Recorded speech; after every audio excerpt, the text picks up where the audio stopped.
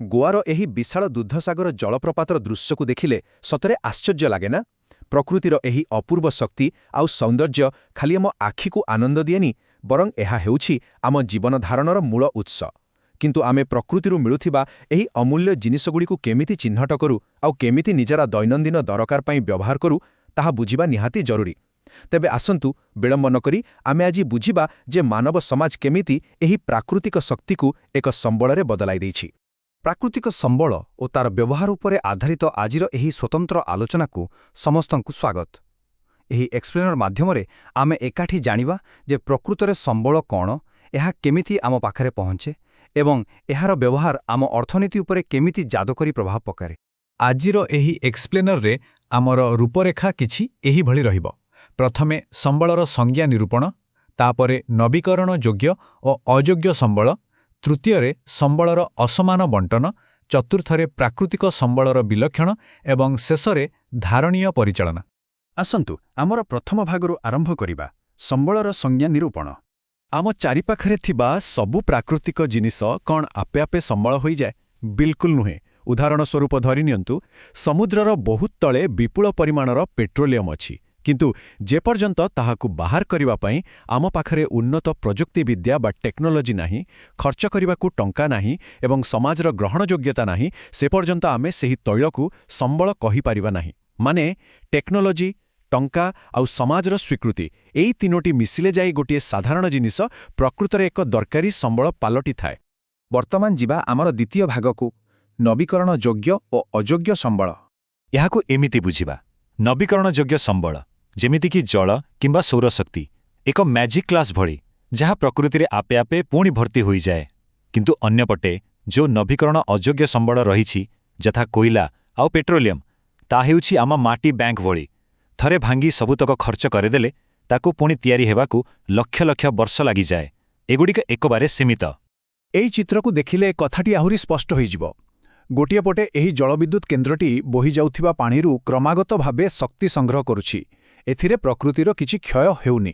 କିନ୍ତୁ ଅନ୍ୟପଟେ ସେହି ତୈଳ ଉତ୍ତୋଳନ ଯନ୍ତ୍ରଟି ଏକ ସୀମିତ ଭଣ୍ଡାରକୁ ଲଗାତାର ଖାଲି କରିବାରେ ଲାଗିଛି, ଯାହାକି ଦିନେ ନା ଦିନେ ନିଶ୍ଚିତ ସରିଯିବ। ବେଶ୍ ଚିନ୍ତାଜନକ, ନୁହେଁ କି? ଆଗକୁ ବଢ଼ିବା ଆମର ତୃତୀୟ ଭାଗକୁ, ସମ୍ବଳର ଅସମାନ ବଣ୍ଟନ। ଆମ ଭାରତର ଏହି ମାନଚିତ୍ରକୁ ଟିକେ ଧ୍ୟାନର ସହ ଅନୁଧ୍ୟାନ କଲେ ଆମେ ଦେଖିପାରିବା ଯେ ଖଣିଜ ସମ୍ପଦଗୁଡ଼ିକ ସବୁଠି ସମାନ ଭାବେ ବଣ୍ଟା ହୋଇନାହିଁ। କେଉଁଠି ଭରପୁର ତା ଆଉ କେଉଁଠି ସମ୍ପୂର୍ଣ୍ଣ ଫାଙ୍କା। ଏହି ଅସମାନତା କେବଳ ଏକ ମାନଚିତ୍ରର ଚିତ୍ର ନୁହେଁ, ବରଂ ଏହା ହିଁ ସ୍ଥିର କରେ ଆମେ କେଉଁଠି ବସବାସ କରିବା, ବଡ଼ ବଡ଼ କଳକାରଖାନା କେଉଁଠି ଗଢ଼ି ଉଠିବ ଆଉ ବେଳେବେଳେ ରାଜ୍ୟ ଭିତରେ କେମିତି ବିବାଦ ସୃଷ୍ଟି ହେବ। ମାନେ ଏହା ଏକ ପ୍ରକାରର ଭୌଗୋଳିକ ଲଟେରୀ କହିଲେ ଭୁଲ ହେବ ନାହିଁ। ଏହାର ଆଉ ଏକ ଜ୍ୱଳନ୍ତ ଉଦାହରଣ ହେଉଛି ତାମିଲନାଡୁର କାବେରୀ ନଦୀ ଉପରେ ଥିବା ଏହି ମେଟୁର ବନ୍ଧ।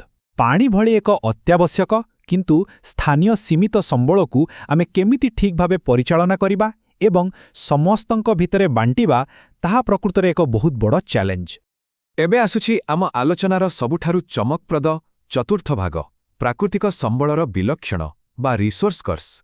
ସାଧାରଣତଃ ଆମେ ଭାବୁ ଯେଉଁଠି ପ୍ରଚୁର ପ୍ରାକୃତିକ ସମ୍ବଳ ଅଛି ସେହି ଅଞ୍ଚଳ ସବୁଠୁ ଧନୀ ହୋଇଥିବ, ଠିକ୍ କି? କିନ୍ତୁ ଏକଥା ଶୁଣିଲେ ଆଶ୍ଚର୍ଯ୍ୟ ଲାଗିବ ଯେ ଅର୍ଥନୀତିରେ ଏକ ଥିଓରି ଅଛି ଯାହାକୁ ପ୍ରଚୁରତାର ବିରୋଧାଭାସ କୁହାଯାଏ। ଏହାର ଅର୍ଥ ହେଲା ଅନେକ ସମୟରେ ବିପୁଳ ସମ୍ବଳ ଥିବା ସ୍ଥାନରେ ହିଁ ଅର୍ଥନୈତିକ ବିକାଶ ଧୀର ହୋଇଯାଏ ଏବଂ ଗରିବୀ ବଢ଼େ। କାରଣ ଯଦି ସେହି ସ୍ଥାନରେ ଉପଯୁକ୍ତ ଶିଳ୍ପ, ଭଲ ସରକାରୀ ବ୍ୟବସ୍ଥା ଆଉ ସୁଶାସନ ନଥାଏ, ତେବେ ସେହି ସୁନାଖଣି ବି ଅଭିଶାପ ପାଲଟିଯାଏ। ଶେଷରେ ପଞ୍ଚମ ଭାଗ, ଧାରଣୀୟ ପରିଚାଳନା। ଆସନ୍ତୁ ଜାଣିବା ଏହି ସବୁ ସମସ୍ୟାର ସମାଧାନ କ'ଣ। ସମାଧାନଟି ବହୁତ ସିଧା ଆଉ ସରଳ। ଆମକୁ ଏକ ଧାରଣୀୟ ଅଭ୍ୟାସ ବା ସଷ୍ଟେନେବଲ୍ ପ୍ରାକ୍ଟିସ୍ ଆପଣାଇବାକୁ ପଡ଼ିବ।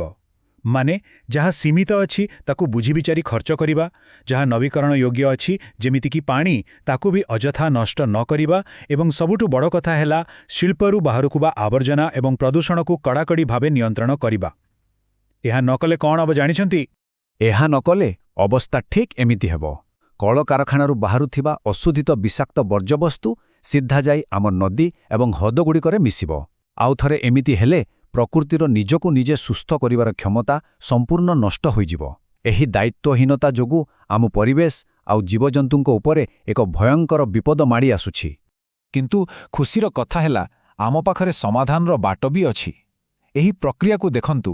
ଖରାପ ପାଣିକୁ ନଦୀକୁ ଛାଡ଼ିବା ପୂର୍ବରୁ ଯଦି ଆମେ ତାକୁ ଏହିଭଳି ବିଶୋଧନ ଓ ପୁନଃଚକ୍ରଣ କରିଦେବା ତେବେ ଅନେକ ସମସ୍ୟାର ସମାଧାନ ହୋଇଯିବ। ଏହାକୁ ହିଁ ଆମେ ପ୍ରକୃତ ଧାରଣୀୟ ସମ୍ବଳ ପରିଚାଳନା କହିପାରିବା। ଆଉ ଏହି ସକାରାତ୍ମକ ପରିବର୍ତ୍ତନର ଏକ ବହୁତ ବଡ଼ ତଥା ପ୍ରେରଣାଦାୟକ ଉଦାହରଣ ହେଉଛି ରାଜସ୍ଥାନର ଏହି ବିଶାଳ ଭାଦଲା ସୌର ପାର୍କ। ଏହା ବିଶ୍ୱର ସର୍ବବୃହତ୍ ସୌର ପ୍ରକଳ୍ପମାନଙ୍କ ମଧ୍ୟରୁ ଗୋଟିଏ। ଆମେ କେମିତି କୋଇଲା ବା ତେଲ ପରି ଜୀବାଶ୍ମ ଇନ୍ଧନ ଉପରୁ ନିର୍ଭରଶୀଳତା କମାଇ ସୂର୍ଯ୍ୟଙ୍କର ଏହି ଅସୀମ ଏବଂ ସ୍ୱଚ୍ଛ ଶକ୍ତିକୁ ଆପଣେଇ ପାରିବା, ଏହା ତାହାର ଏକ ଚମତ୍କାର ପ୍ରମାଣ।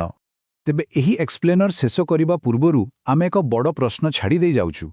ଆଜି ଆମେ ଯେଉଁ ପାଣି, ଜଙ୍ଗଲ ଓ ମାଟିକୁ ଅଫୁରନ୍ତ କିମ୍ବା ନବୀକରଣ ଯୋଗ୍ୟ ଭାବି ଆଖିବୁଜା ଖର୍ଚ୍ଚ କରୁଛୁ, ମଣିଷର ଏହି ଶୋଷଣ ଯୋଗୁଁ ଯଦି ଦିନେ ପ୍ରକୃତିର ନିଜକୁ ସୁସ୍ଥ କରିବାର ଶକ୍ତି ଭାଙ୍ଗିଯାଏ, ତେବେ କ'ଣ ହେବ? କ'ଣ ଆମର ଏହି ପ୍ରଚୁର ସମ୍ବଳଗୁଡ଼ିକ ଚିରଦିନ ପାଇଁ ଅଯୋଗ୍ୟ ହୋଇଯିବ ନାହିଁ ତ? ଟିକେ ଚିନ୍ତା କରନ୍ତୁ। ଆଜିର ଆଲୋଚନାରେ ବାସ୍ ଏତିକି। ଆମ ସହିତ ଯୋଡ଼ି ହୋଇ ରହିଥିବାରୁ ଅନେକ ଅନେକ ଧନ୍ୟବାଦ।